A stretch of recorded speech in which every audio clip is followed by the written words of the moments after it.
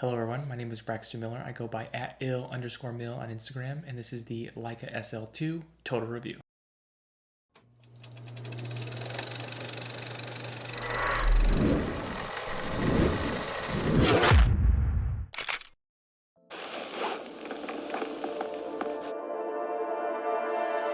Full transparency, I actually sold my SL2 with my 24-90 Vario to be able to actually get another piece of equipment that I will be doing an unboxing and review here on the channel here soon, but just kind of taking my time. I wanted to be able to get this video out first so I could kind of build upon it later with the other equipment that I have gotten, essentially to replace my SL2 and what it did for me. So I got this camera upon release at Leica Store Las Vegas. I was able to buy through them. The reason that I really wanted to get into the SL2 was I love the design. I like the new look, and I needed a work camera. Essentially, it allowed me to do video again, and then also had really great autofocus, especially for the Leica lineup. Probably the best, I would say. So all in all, that's why I jumped on the SL2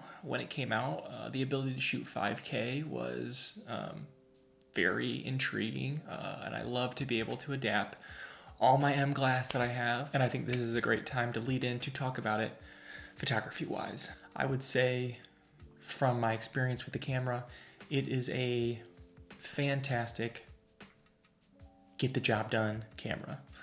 Colors were great, the dynamic range was great. With this camera, it did kind of help me explore different digital kind of looks, styles, feels, and what I could do with the digital camera. I really enjoyed being able to adapt M glass onto it, like I said earlier. I think the 50 Noctilux actually fits really nice on the SL2. The great thing about the SL2 is it allows you to work in a more updated workflow if you so choose and want the Leica sensors, want the Leica glass. It's a great flexible camera, able to use it as a daily carry if you want, adapt some small M glass, able to be a great travel camera, put an SL on there, it's fully weather sealed, able to adapt S glass, so then you have really high quality Leica glass adapted, which all of them are, but the S would be, for their medium format system. But you can put it on the SL2 or the SL1, but it really shines on the SL2, of course, with its color and things like that. It also works as a event style or fitness style or action style camera with SL glass, because with the face tracking now, it is much, much easier to get moving subjects, get moving things, anything, more action-packed things can happen. I would say one drawback for photography-wise, especially with event photography, is you're probably going to need to bring a flash. The ISO does not look great bumped up, especially with color. I did a event in Chicago for All-Star Weekend that Lululemon hosted, and it was very low light. I got stuff that I liked because I converted it to black and white, but actually the client wanted some color stuff for their Instagram, and personally I was not very happy with how the color stuff came out. So you lose kind of a color dynamic range, actually. The more you bump up the ISO, and the grain that comes with the higher ISO isn't as attractive as some of the other cameras that Leica makes. I think this is where the SL2S comes in. One of the more interesting things is camera companies like Leica with the SL2S are actually dropping megapixels to then retain more dynamic range and a better ISO performance, which you would think that just hand in hand they just go up together, but that's not necessarily the case. I think that for Leica, actually 24 megapixels is a nice sweet spot for them and how their sensors work. Now I would say also, coming back to ISO performance, I came from the 007, and the 007's ISO performance was terrible. Not terrible, but not great, and because it's medium format.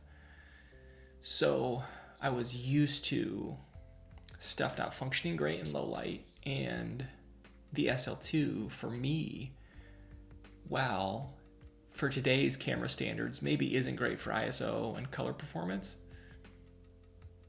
it was actually a big leap for me and gave me a lot of flexibility to do a lot of more low light color, as I will show now a album cover that I did with just one red house LED light, and the SL2 at like, I think it was either 1600 or 6400 ISO. I can't remember for sure, but it was higher than what you'd think. It retained a lot of the information. I didn't have to over edit it. I essentially just brought the shadows and blacks down, popped the highlights up a little bit, and then had my image, and the reds weren't too crazy, and it reproduced the color very well.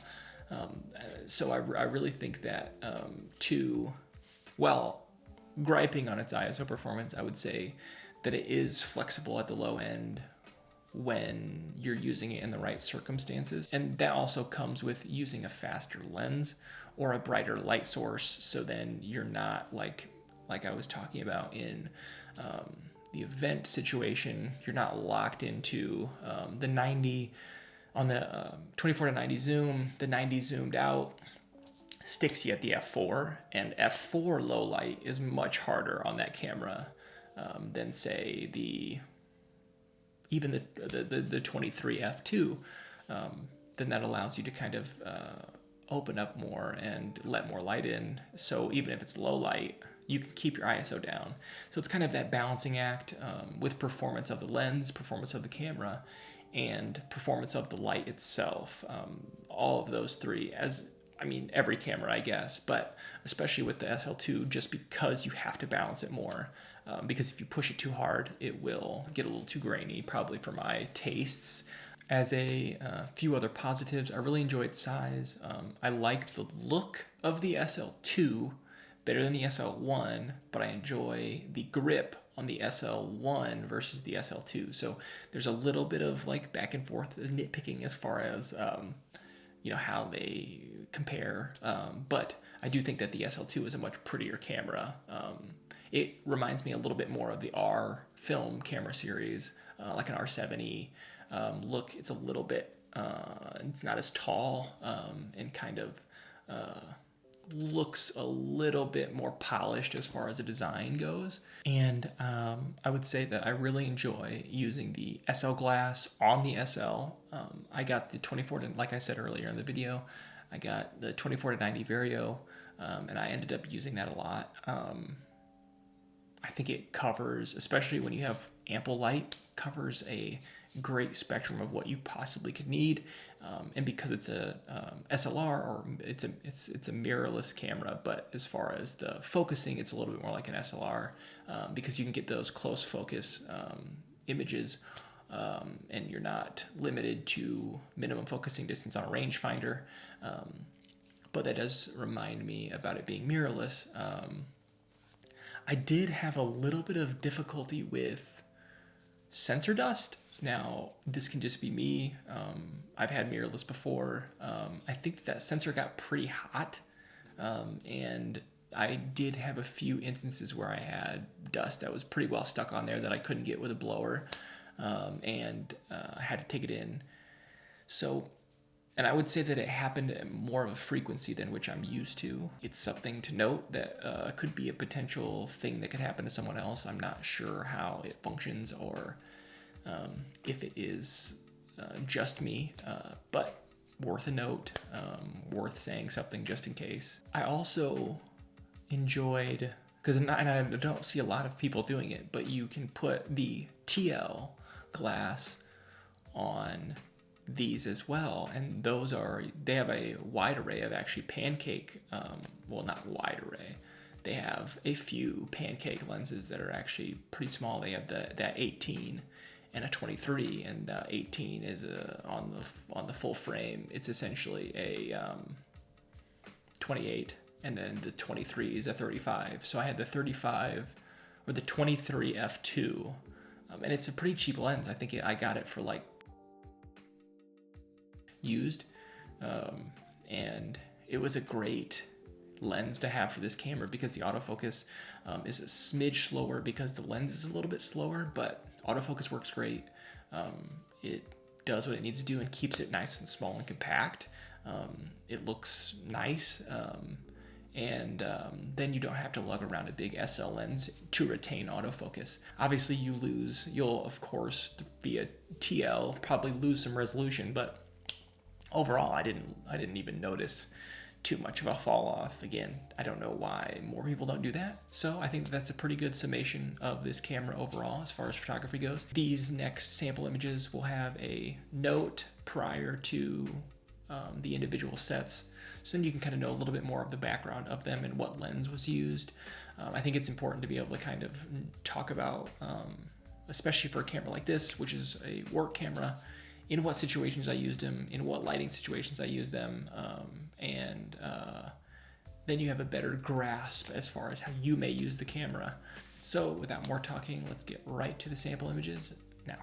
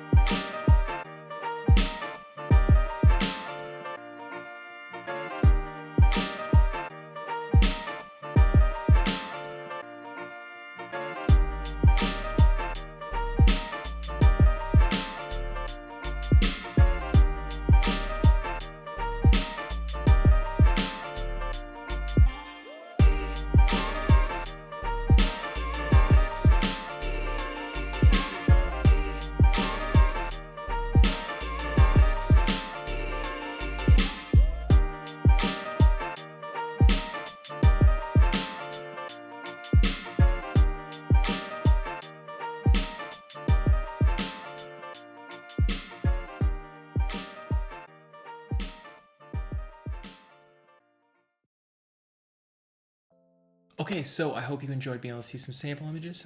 Now I want to be able to get into the video side of this camera. Now, with its ability to shoot 5K, it was very appealing, of course.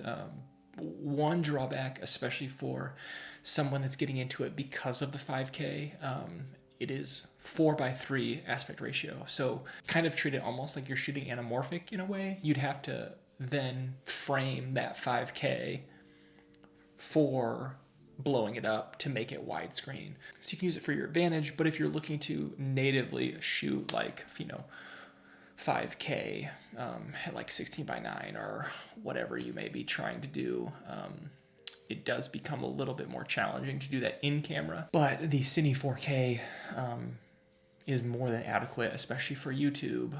A lot of applications, it does a fantastic job, so you don't really need more than that. The 5K is a nice pop when you want to use it, and I've sometimes even just kept it in 4:3. Also, as you see another music video that I did, I kept it in 4:3. And I think that it looked really nice. I think that it kind of also, the way I was using it, wanted it to be a little bit more retro. So it did then do its job to look a little bit more retro. So to kind of talk about how I set up the camera, I would set up an Atmos on top, then adapt an M lens, generally my 28, because I liked that field of view that I got on it, and I liked the way that it rendered. It was pretty easy to stop down. I did get some good fall off, even to like an f8 when I was using minimum focusing distance. The 75 2.5 is really where I got my depth of field when I wanted it. Generally, actually wouldn't run anything else. I don't really like messing with gimbals. I'll do tripod every once in a while. But I actually like and enjoy handheld. It's easier to pull focus when I'm doing handheld stuff versus trying to pull focus on a gimbal. You for sure would need a puller or something of that nature to be able to make it work, because with the gimbal, you'd start messing up the balance if you're trying to focus it, and then, so then you would essentially not be even really using or maximizing what you could get from the gimbal. So handheld, adapted M lens, Atmos, and shoot in 4K, the Cine 4K mode. I really enjoyed that it had the ability to do shutter angle versus just shutter in the Cine mode. And I did like using log, but for the most part, I'll shoot a lot of stuff in black and white, and then also, for the most part, not need log. I know that it's really nice to have. The flexibility in post is great. If I was shooting, say, a short or something of that nature where I think a grade would really be necessary, of course I would 100% shoot in log, but oftentimes I didn't, just because, especially during this camera's era in my life, I did not do any shorts or sets or anything like that. So really overall, it was a great video camera. It really serves its purpose. And then if you started to kind of get into the realm of, if you threw some Cine glass on there, you really could accomplish whatever you wanted, which is, that's pretty impressive for a mirrorless consumer grade camera for the most part. I would say, in my experience, in my personal taste, it would outperform a Blackmagic, but that being said, there's plenty of people that do really good work with Blackmagic, so that's not to say that overall they're better, but in my personal opinion, I liked the SL2 render over a Blackmagic render. Now, if you need log and you need a more hefty log, I could for sure see needing the Blackmagic over the SL2, because the Leica's log isn't as strong as like a Blackmagic log would be. So that's for sure to be noted.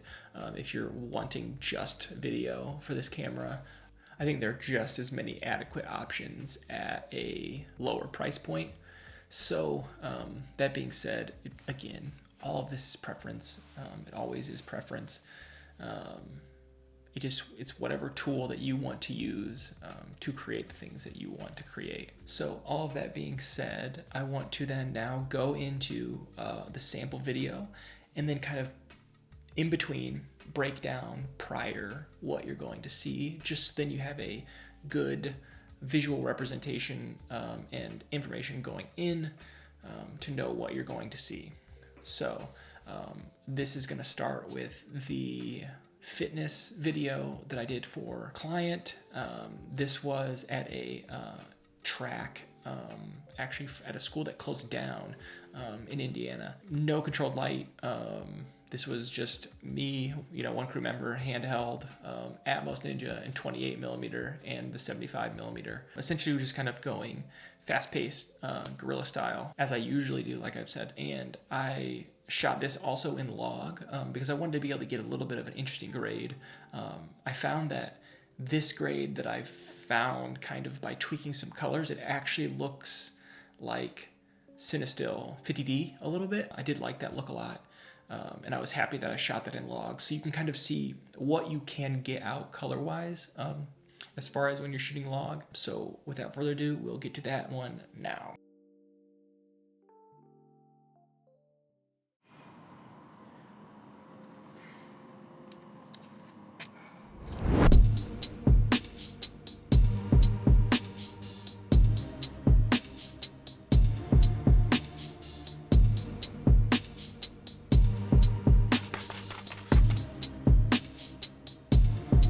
Next is this project that I did for an artist. We wanted to get this kind of retro noir style look, and I had recently gotten a Canada Lights 35 1.4, which is like the 1979 version, I believe. Don't quote me on that, please.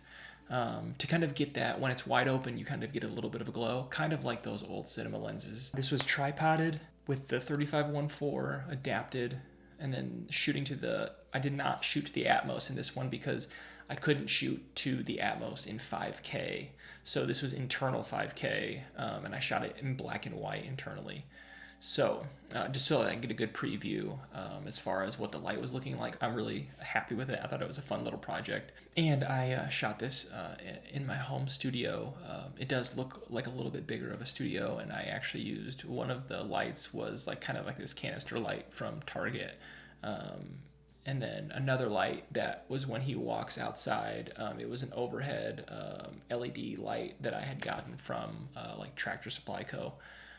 For like $23. So really the budget for this was not big, and I think that it looked nicer than what we had kind of spent going into it. So it was a really fun project. I did really enjoy it, and we will get to that now.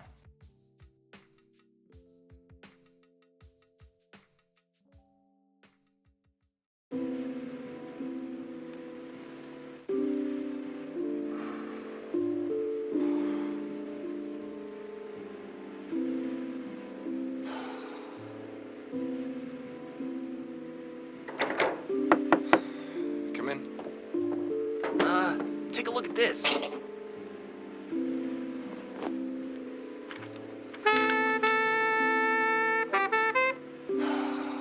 Where'd this come from? Get the car. Consider it done.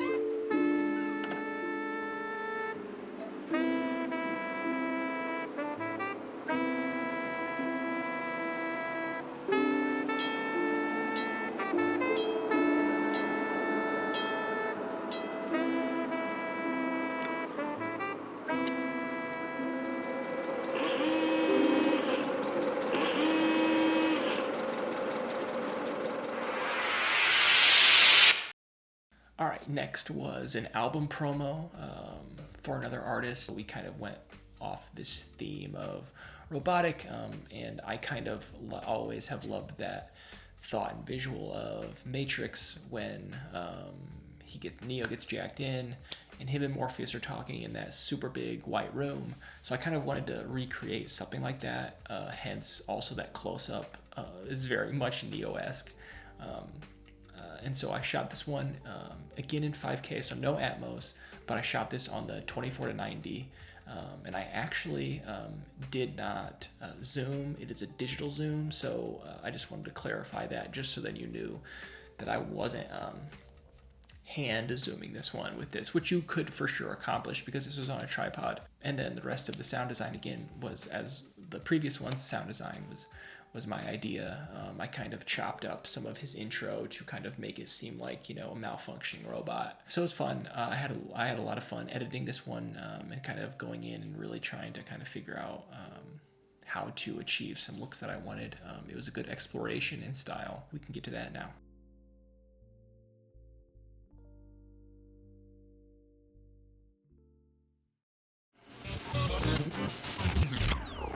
Ladies and gentlemen, welcome. I am Bot 812, and this is the journey through it all. The journey you are about to begin is an embark of incredible feats. You will feel two type of ways. You will feel a whirlwind of emotions, and it's okay. Everyone that is right next to you is here with you. You will feel like you want to rage like you've never raged before. So I give you this. This is the moment you've been waiting for. Ladies and gentlemen, welcome to Lost in Translation.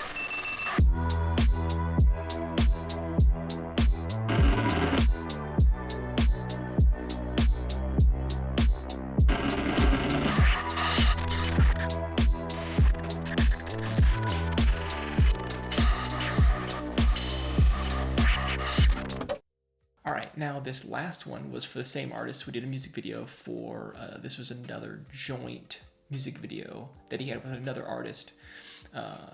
And so I was going into this one with not too much direction. They kind of had some ideas, but for the most part, it was kind of just using what was available to us. And again, one-man crew. So this one was adapted 28, adapted 75, shooting to the Atmos, Cine 4K, and not in log, because I was thinking that I was going to flip it to black and white anyway, so I was kind of like, don't deal with the file size and just get it done, because sometimes with editing some of the log stuff, it can get annoying. You got to get it in, you know how it goes. So I thought that it would just be a nice, cleaner way to kind of go about it, and a better visual representation of what I was going to see as I was shooting it. So that was a lot of fun. So we found this really cool park that was nearby, and I kind of had scoped out a few ideas as far as how I wanted to shoot it. I got some really cool shots that I'm actually really proud of in this one. I think that it was one of my better projects thus far with the SL2, and a really good showing as far as like what you can achieve, because I felt like this had a higher production value than, again, what it was. So with that overall recap, we can get to this footage now.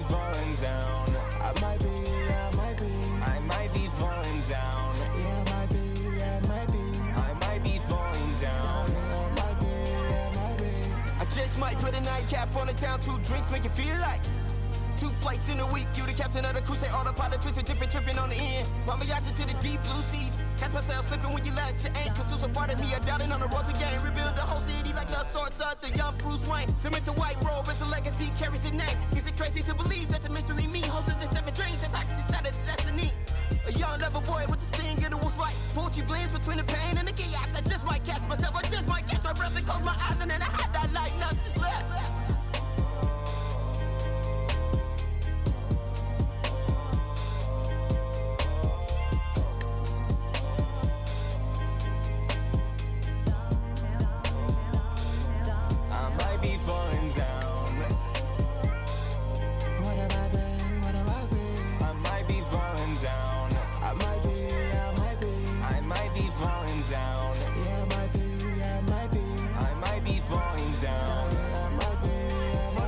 Are you ever gonna go and understand?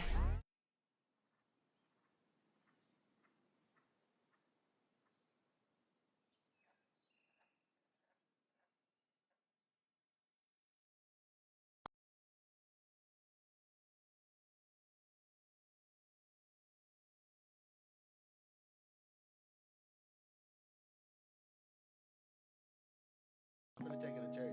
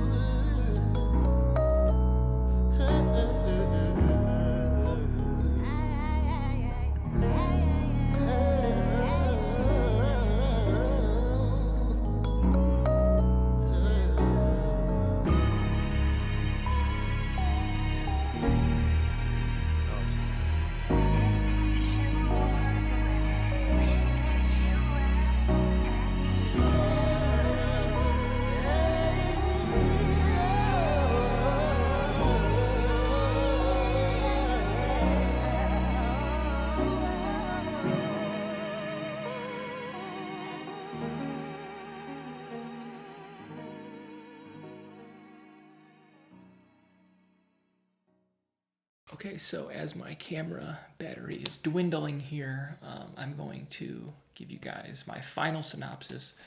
Like I was saying earlier, this totally can be a great one camera system if you need it to be. If you're a creator and want to go into something with just, you want to keep stuff simple, you don't want to build your kit out too much, you'd rather get accessories to make things easier on you, like buying an Atmos instead of buying another camera for something else. Be able to adapt to different lenses, because again, you can also adapt any type of lens. And the L-mount alliance, as they call it, is growing. So there's plenty of Sigma lenses and Panasonic lenses that you'll be able to put onto this without adapters. They'll work perfectly, and they'll be fantastic for whatever you're trying to accomplish. I personally, of course, use the M because I have M, but if I was starting a kit with this, I wouldn't necessarily first maybe go to M lenses. I'd probably go to a Sigma. Leica now also just announced that they have the 24-70 2.8 constant, which is amazing, something that I've been waiting for them for forever, because the 24-90 Vario is not my favorite setup, of course, just because going to f4, really limits you, especially with the not great ISO sensitivity. So all that being said, it's a fantastic camera. It can be the one camera. It can be the main focus as far as a kit. It can accomplish a lot. There's plenty of people that use it for portraiture, their main portraiture camera. There's plenty of people that use it for travel photography. There's plenty of people that use it for street. It can do so many things, and so many things really well, and it does really good video now. So you aren't really limited at all. Now you don't have, and this does not have, the Sony or new Canon mirrorless level autofocus. It does have some kind of style of tracking, but it's not as good as some of the other camera brands, just because that's not their focus. I'd say overall, what you're buying is an image quality beast, not a functionality beast. Now, I feel as if it's important to say that this also comes down to you knowing your workflow, you knowing what you're going to shoot and how you're going to shoot it. So if any of the negatives or the drawbacks that I've said about the ISO or the focusing, no articulating screen, I forgot to mention that. That's something that's important for some people. So with those three things being said, if those can be drawbacks for you, that's important, and you should for sure put that into your list as far as cons, because it's important to know how you work. If there's something that's going to be a deal breaker, sometimes you really need that ability to have that crazy face auto detect focusing, that you can be sprinting and your subject is sprinting and you're still able to get the shot and nail focus. That kind of stuff can be important to people. So that's not to say, of course, that this is going to be a super duper all around camera, but especially as far as Leica goes, if you want to get into Leica, I think this is a lot of people say the Q is a great starter camera for people getting to Leica, but I would also argue to say that the SL2 now is a fantastic starter camera to get people into this, because now you can adapt some of that L-mount Alliance glass that's cheaper. You don't have to spend the loads on the SL Leica glass itself. You can get some Sigma L-mount stuff.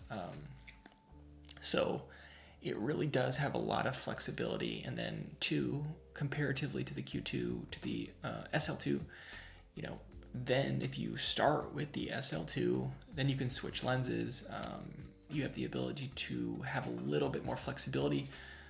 I would say overall probably a little bit better on the video department. However, as you guys have seen on this channel, I have recorded plenty of these videos with the Q2, and the autofocus is good. The autofocus is just a touch better on the SL2 versus the Q2. But all of that being said, my point remains, this for sure is a fantastic all-around camera for anyone that's trying to get into Leica. So that kind of wraps up this video. Again, if you have any comments, questions, thoughts, please drop them below. I'm sure that I've forgotten things or may have missed a few things, or maybe you disagree with something. Please leave a comment. I'm happy to talk about it. I'm happy to just talk about cameras. I love to be able to just have a forum such as this. The one thing that I always ask is that you be respectful and we be courteous to all types of camera lovers of any brands, of any style, because it's the best way to foster a dialogue and learn different things about different cameras and how people feel about it. And at the end of the day, this is there's no right or wrong answer to these cameras. There's no one that's the best. Lastly, I want to thank everyone that has been so supportive of the channel, commented, wanted to talk about things, had questions, has been very kind in saying that they enjoy my photography. This is also a fun thing for me, where it's kind of like a long form ability to show my work and show things that I've done on a better platform, because then you can see things in 4K. Obviously, on Instagram or Twitter or some of these other places, you're looking at a screen about this big, and then you can't even really tell what's going on in the image. And with these, types of platforms as far as YouTube. You know, it's great where I can throw up a bunch of photos and you guys can see them full res, get to see how the cameras look, how it renders, how I decide to also use these cameras, and to be able to get a feel for how you can use these cameras. So I'm very thankful to everyone that's been positive, been encouraging. It's been very fun to make these videos, and I'll have a few different update style videos, but the last thing that I want to talk about is just a quick little piece of, for those of you that are subscribing to the channel, I may be posting some of these things a little bit slower than most channels. For me, these are super long form videos. I'm recording a lot of the talking. I'm having to go through and edit all my photos again, compile all the video. I make all the music as well for this channel. So there is a little bit of a workload that comes along with that. And I'll talk more about this. I have plans to talk more about this in some videos, but I also have Lyme disease, and that is accompanied by chronic fatigue, brain fog, lots of things that hinder my ability to work super excessively to YouTube.